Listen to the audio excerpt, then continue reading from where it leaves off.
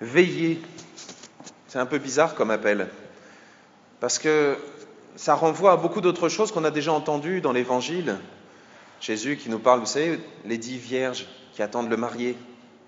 Et il y en a qui ont prévu de l'huile et l'autre qui n'ont pas prévu. Ou alors ça nous fait penser à cet autre passage où Jésus nous dit, un peu comme là, soyez comme un serviteur qui attend que son maître revienne d'un mariage encore. Et oui, il y a beaucoup de mariages dans la Bible. Pour que, au moment où il arrive, il puisse lui ouvrir. Et ça, c'est sympa parce que à ce moment-là, même en pleine nuit, le maître dit à son serviteur, maintenant c'est toi qui te mets à table et tu vas partager cette joie du festin. Et il se met à table et c'est lui qui se met au service. Veiller, ça renvoie aussi à d'autres moments où Jésus est un peu plus violent. On l'a entendu dans les derniers jours là, de l'année liturgique, où il nous parle qu'il y en aura deux qui seront en train de moudre le grain, et l'un sera pris, l'autre sera laissé. Et on ne sait pas très bien ce que ça veut dire, même si on sait que ça renvoie à l'enfer, au paradis, etc. Et là, quand Jésus nous dit « Veillez parce que soyez sur vos gardes, vous ne savez pas quand l'homme reviendra de voyage. » L'homme, ça représente Jésus, et veiller sans savoir quand arrivera l'heure fatidique, ça ne nous fait pas plaisir. Là, la plupart, nous attendons Noël.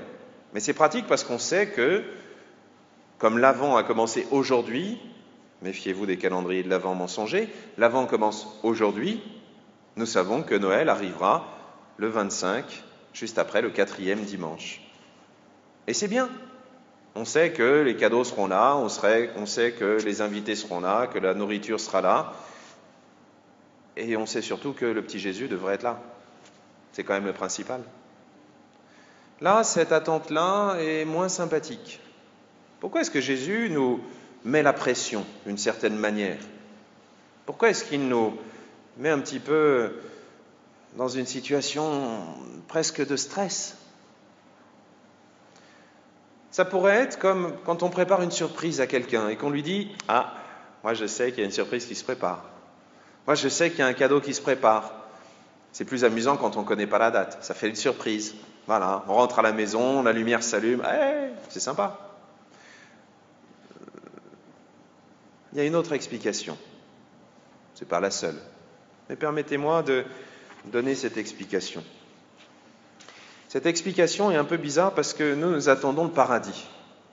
Comme chrétiens, c'est vrai que c'est notre certitude la plus absolue. Nous irons, si on le veut bien, et si on a le cœur qui est prêt, nous irons au paradis. Méfiez-vous des chansons, là, toi et moi, ça. Jésus nous invite, on est tous invités, mais on est tous libres. Dieu nous invite à rentrer au paradis, et cette invitation, elle commence maintenant. Pas simplement comme quand on reçoit le carton et peut-être un jour on ira à cette grande fête, non. Cette invitation commence maintenant parce que nous sommes déjà reliés au paradis. Le paradis, c'est difficile à imaginer parce que c'est au-delà du temps, c'est au-dessus du temps. Et donc c'est déjà accessible maintenant. On a du mal à l'imaginer, mais par exemple, là, pendant la messe, nous sommes déjà au paradis, puisque nous entendons Jésus, nous pouvons lui répondre, nous pouvons communier, nous pouvons le recevoir. Alors, je sais, si vous me dites si le paradis ça ressemble à ça, j'ai pas trop envie d'y aller, parce que il y aurait quand même des choses à améliorer. Ne serait-ce que, je sais pas moi, le temps qu'il fait, j'espère qu'il y aura tout le temps un grand soleil et grand beau temps au paradis, et qu'on n'aura pas besoin de se réfugier sous un chauffage. Ou pour les voisins, peut-être que ce ne sont pas ces voisins-là qu'on aurait choisis pour passer le reste de l'éternité. Peut-être qu'il y en a certains, si on les voit à l'entrée du paradis en arrivant, on dira « Ah non, non, j'ai pas payé pour ça. » Et Dieu ne pourra rien faire pour nous. Pourtant, c'est déjà le paradis. Pourquoi ? Parce que Dieu nous met déjà dans le cœur non seulement le désir, mais aussi la force nécessaire de vivre cette joie incroyable du paradis. Et cette joie passe par des choses un peu bizarres. Peut-être que parmi vous, certains ont déjà expérimenté le pardon. C'est beau le pardon. C'est incroyable le pardon. Parce que quelqu'un qui normalement devrait être notre ennemi juré, à qui je ne te parlerai plus jamais, tu ne seras plus jamais ma copine, ça peut devenir quelqu'un sur qui on peut s'appuyer. à qui on peut faire une confiance totale. Quelqu'un qui véritablement sera là toujours,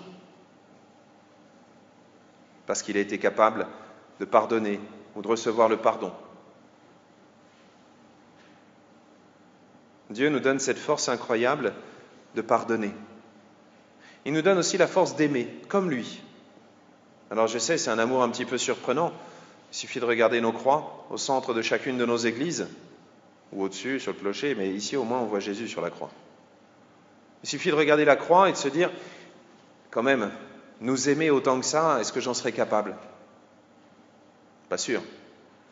Mais Dieu nous met dans le cœur cette même force.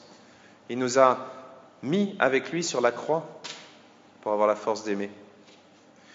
Qu'est-ce que ça veut dire, ça ? Ça veut dire que le paradis, nous devons l'attendre, c'est vrai, comme quelque chose qui va venir. Il y aura une date, il y aura à la fin des temps, mais nous devons déjà commencer à le vivre, maintenant, ici. Nous devons déjà commencer à pardonner et à recevoir le pardon.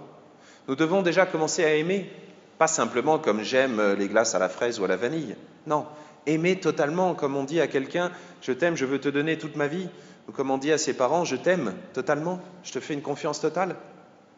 C'est cet amour-là que Dieu nous donne.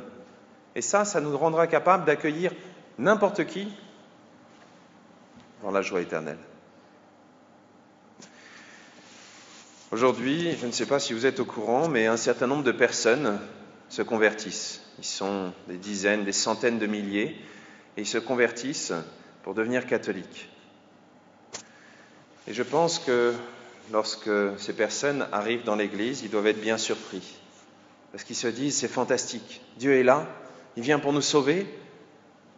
Et eux, ils font des tronches d'enterrement, ils sont là, assis, en train de dire, bon, j'espère qu'il a fini, parce que bientôt, il y a le rôti.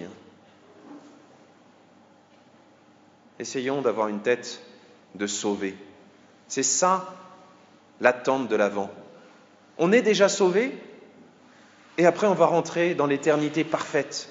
On est déjà capable d'aimer, et un jour, on le vivra complètement, cet amour. On est déjà capable de pardonner, et un jour, on pardonnera totalement parce qu'on sera directement branché sur le cœur de Dieu, sans aucun obstacle. Ça devrait nous redonner le sourire. Même s'il ne fait pas forcément très chaud, même s'il y en a à qui on a envie de coller une baffe ici, même s'il y en a... Ça ne fait rien.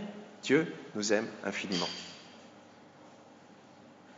Alors, essayons de faire un avant qui ne soit pas simplement ouvrir des cases pour sortir un chocolat, du mascara ou de la bière. Voilà, parce qu'on invente n'importe quoi pour vous faire dépenser de l'argent, félicitations. Non, un avant dans lequel on va déchirer notre cœur pour faire de la place à Dieu.